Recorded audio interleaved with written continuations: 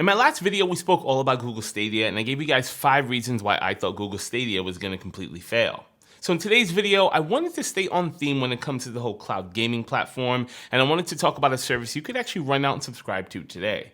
Today's video is going to be all about Shadow.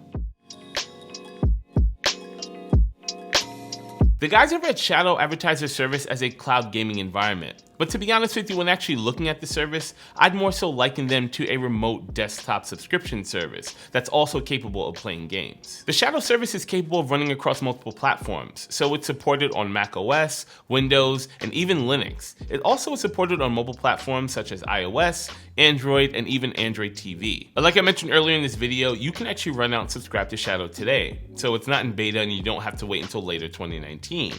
For about $35 a month, you can get yourself your own Shadow instance, and if you want to save about $5 a month, you can sign up for a 12-month subscription. Now, while I'm saying this, I feel like I'm sounding a little bit like an advertisement, so I just want to say this in no way, shape, or form is partnering up with Shadow. I actually ran out and subscribed to this own service with my own money, using my own credit card, just because I wanted to explore a little bit more into these cloud gaming offerings. So now begs the question, what are you actually getting for that $35 a month? Let's head over to my computer and find out. All right, so we are here at my Mac Mini, and we're gonna go ahead and check out Shadow and see how it performs, check out the interface, etc. While I simultaneously test out this microphone. This is the HyperX Quadcast. Go ahead and subscribe below to check out the video review of this microphone coming out really soon. All right, so before we actually jump into the Shadow interface, I did a really quick bandwidth test just so you guys can actually see what I'm actually working with for my internet connection, because to be honest with you, for all cloud gaming, this is actually pretty important. So as you guys can see, this is a Shadow interface. I'm not really going to dive into it. You can adjust your bandwidth. You can do a bunch of really cool things here. I'm just going to make sure that I don't launch in full screen mode and go ahead and hit start.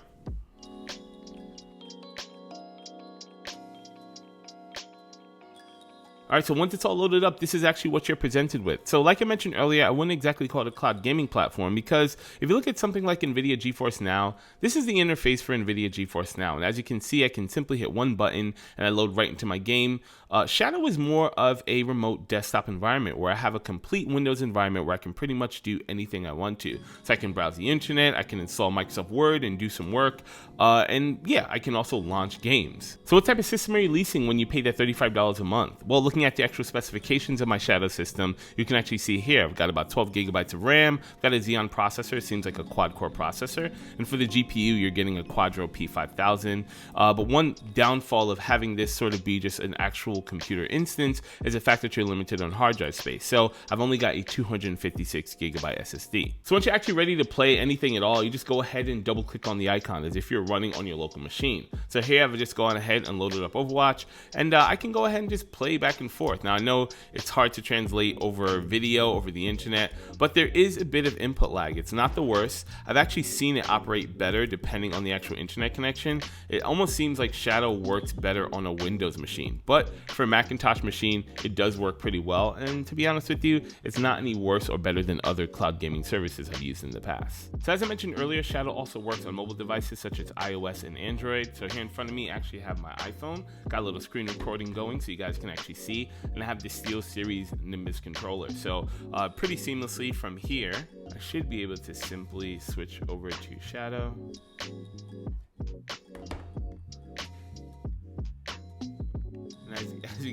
During this part of the video, this is actually when my Quadcast USB microphone started to fail me due to simultaneous recording, but the point I was just trying to get across was it was working, and was actually working surprisingly well. And also, as I mentioned earlier, it's capable of running in Android TV OS as well. Alright, so now let's talk about what really matters in this whole thing. Let's talk about the input lag test. So when it comes to the mobile experience, it's actually not that bad.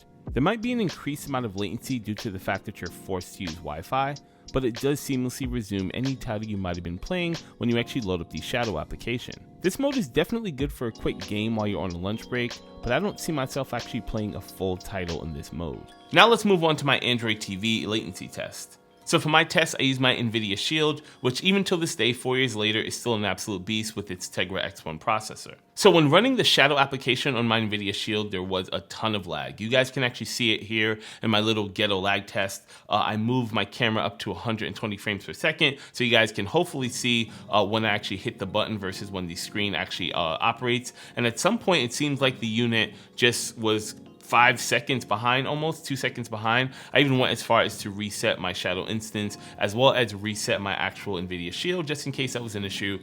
But yeah, I seem to have major issues when it came to that. Now I did the exact same tests running on NVIDIA GeForce Now as well as running on a local PC attached to the same exact TV. And obviously, as you guys can see from the video, there was significantly less lag. There was still lag, but significantly less. When it comes to the desktop latency tests, things got a little bit interesting. There's more latency on the macOS version of Shadow than the PC version. Yeah, I know, crazy, right? This might be a software optimization thing, but it's definitely present. Again, here's my full latency test, and if you squint your eyes really small, you can definitely see a difference in response time. Now, I know my latency tests were not that scientific, and I'm sure plenty of people in the comment section below will let me know how I could have done a better latency test, but it was the best way I could translate to you guys how much latency there was when actually using this cloud service. So after spending about 2 to 3 weeks with Shadow, what is the verdict? Is this something I would recommend, and has it at all changed my thoughts and opinions on cloud gaming? Well, to be honest with you guys, absolutely not. Shadow is riddled with problems. They should slap a massive beta logo on this actual service and give it away for free, just like NVIDIA is doing until they can actually perfect it.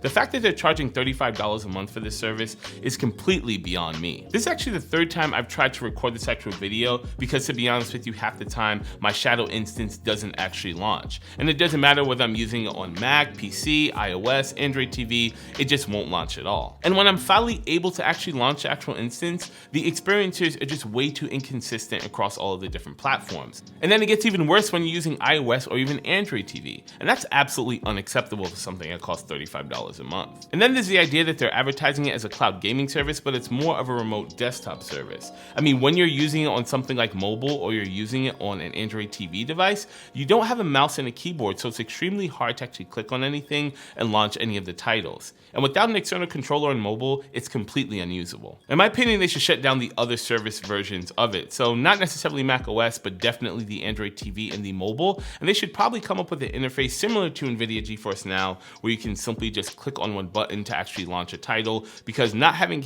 a keyboard and mouse on these other platforms makes it completely unusable. And they should honestly also fix the latency issues when it comes to Mac OS. This might seem like a optimization problem considering the fact that the Windows version has very little latency. Sorry about that little rant, but it just kind of annoys me the fact that I paid $35 for this incomplete product. It kind of reminds me of something else that came out recently. Anyway guys, that is it for this video. I'm still a cloud gaming hater, but let me know what you guys think about Shadow and pretty much all types of cloud gaming things down in the comment section below. Also, while you guys are down there, hit the like button if you like this video, and don't forget to subscribe for more technology content. Once again guys, my name is Fran. Thanks for checking out this video, and I'll see you guys in my next one.